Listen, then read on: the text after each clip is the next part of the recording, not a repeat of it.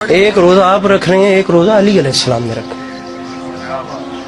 مسکین آیا ہے، بہن فضا روٹیاں دے دے. دوسرے دن پھر افطار کا وقت آیا، پھر دستک ہو گئی، بہن فضا پتہ کیجئے یا علی کل مسکین تھا آج اسیر آ گیا. علی سنتے گئے، علی حکیم تھے، علی نے روٹیاں دے دیں.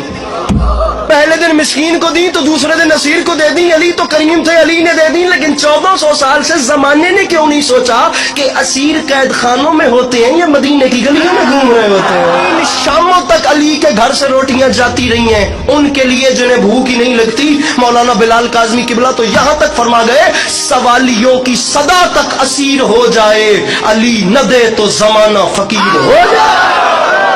ہم پھر کبھی کھائیں گے، ہماری روٹی مسکین کو دے دیں. یہ بھی درس میرے دیتا ہے.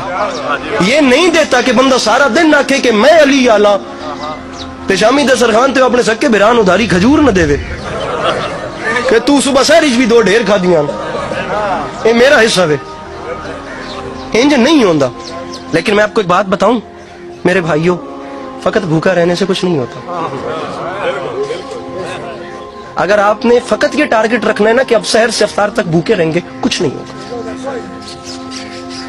ایک بندہ بیمار ہے، اس پہ روزہ واجب نہیں ہے، لیکن وہ اسلام کی ریکوائرمنٹس پوری کر رہا ہے تو وہ پیٹ بھر کے بھی اتنا ثواب کما رہا ہے. اور ایک اسلام کی ریکوائرمنٹس کو پورا نہیں کر رہا لیکن بھوکا رہ رہا ہے تو اس کو کوئی فائدہ نہیں ہو رہا. ہماری سوسائٹی میں جو پرابلمز ہیں وہ یہ پرابلم ہے، ہم بیچارے نیکیاں کر دے پے ہاں. یہ اسی نہیں پہ کر دے، اسی نیکیاں کر رہے ہیں، ہر چنگا کم اسی کر دے ہاں، لیکن اسی بھیڑے تو بچ دینا. کام ہے دو، ہم ہیں دوہرے. بھیا یہ باتیں کرنے کے لیے اتنا بڑا کلیجہ چاہیے، ہم بیچارے ہیں دوہرے انرشیا میں گرفتار. اب یہ پڑھے لکھے جوان بیٹھے، میں آپ لوگوں سے پوچھتا ہوں، ایک ہوتا ہے انرشیا آف موشن اور ایک ہوتا ہے انرشیا آف ریسٹ. ہم دونوں میں پھنسے پڑے ہیں، ہم دوہرے انرشیا میں گرفتار ہیں. ہمیں پچھلی جہالت کو ختم بھی کرنا ہے اور اگلی جدت کو پانا بھی ہے. اور ہم بیچاروں کی نیند ابھی تک ختم نہیں ہو رہی. چنگا کر رہے ہیں تو نال بھیڑا بھی کر رہے ہیں. فائدہ تھا اسی بھی چنگا کریے تو بھیڑا مکاویے، لیکن چنگا کر کے مطمئن ہو رہے ہو، بھیڑا نال نال ٹردا پیا وے. میرے سر تے قرآن رکھو، میں تن ثابت کرے نا بھی بھیڑے کم اسی پوری سپیڈ نال کر دے پے، چنگے بھی کر دے پے نال بھیڑے مکاؤ کرما لے ہو، نہیں تو کوئی فائدہ نہیں ہوگا. اب اس بندے کا کیا ضمیر ہے جو روزہ رکھ بھی رہا ہے اور ساتھ دودھ میں پانی بھی ملا رہا ہے؟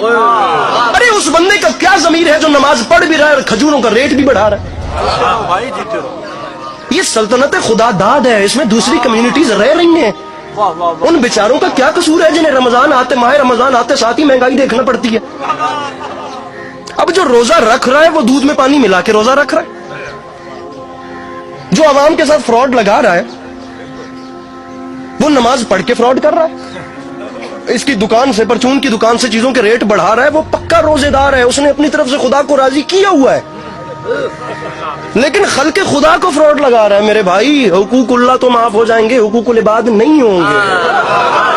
اچھے کام کرنے سے اتنا فائدہ نہیں ہوگا جتنی برائیاں ختم کرنے سے فائدہ. اور ہر بندہ فیصلہ کر لے کہ اس سے برائیوں کی ختم کرنے کی ابتدا یہاں سے کرنی ہے. نہیں ہوا کبھی تاریخ میں کہ 50 اکٹھے، ان 50 میں بھی ایک پہلے ہوتا ہے جو باقی 50 کو موٹیویشن دیتا ہے، جو باقیوں کو موٹیویٹ کرتا ہے. ایک رکھو علماء کے سروں پہ قرآن، وہ جو 1400 سال پہلے ایک بھوک اور پیاس کے صحرا میں جو 72 اکٹھے ہوئے تھے، ان میں سب سے پہلے ایک نے نعرہ بلند کیا تھا، لا یبایع مثلی مثلا، قیامت تک مجھ جیسا اس جیسے کی بیعت نہیں کریں گے. اب قیامت تک جتنے حسین جیسے ہیں وہ ہر یزید جیسے کو نہیں فالو کریں گے، نہیں اس کو اپنے اوپر طاری کریں گے. کو بات ناگوار گزر رہی ہو تو مجھے معاف کیجیے. ایک روڈ حکومت نے بنائی ہے، اس پہ فقط یوں کرنے والی گاڑیوں نے جانا ہے اور یوں چلنے والی گاڑیاں سیدھی جا رہی ہیں. ان سب کے سیدھا جانے کا اتنا فائدہ نہیں ہو رہا جتنا ایک الٹا آنے والی نقصان کرے گا. آپ نیکیوں کے پہاڑ کھڑے کر کے اور خلق خدا کے ساتھ دھوکہ کریں تو کیا فائدہ؟ خدا کی مخلوق آپ سے دکھی ہے. اس نے کہا تھا مزاروں پر اور درباروں پر چادریں ڈالنے سے بہتر ہے ٹھنڈ میں کسی غریب کے بدن پہ چادر ڈالنا. شاید خدا اس سے ہی راضی ہے.